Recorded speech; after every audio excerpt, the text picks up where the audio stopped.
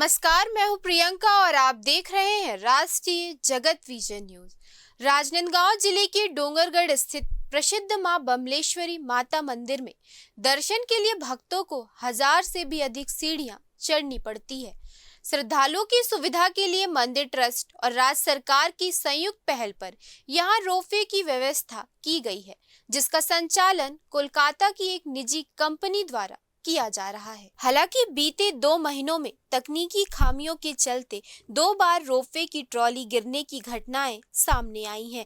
इन्हीं हादसों में अप्रैल माह में भाजपा के प्रदेश महामंत्री भरत वर्मा भी घायल हुए थे और अब तक उनका इलाज चल रहा है। इस गंभीर स्थिति को देखते हुए रोपवे की सुरक्षा को लेकर कई सवाल उठने लगे थे, लेकिन जब जिला प्रशासन ने सभी जांच पड़ताल और तकनीकी निरीक्षण के बाद एक बार फिर रोपवे का संचालन शुरू करने की अनुमति दे दी है।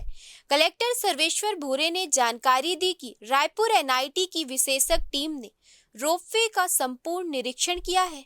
साथ ही सुरक्षा के लिहाज से रोपवे में कर्मचारियों की संख्या भी बढ़ाई गई है।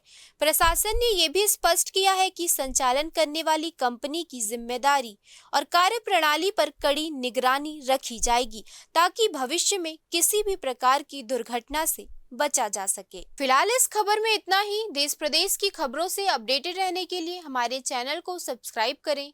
नए खबरों की नोटिफिकेशन के लिए बेल आइकॉन जरूर दबाएं। नमस्कार।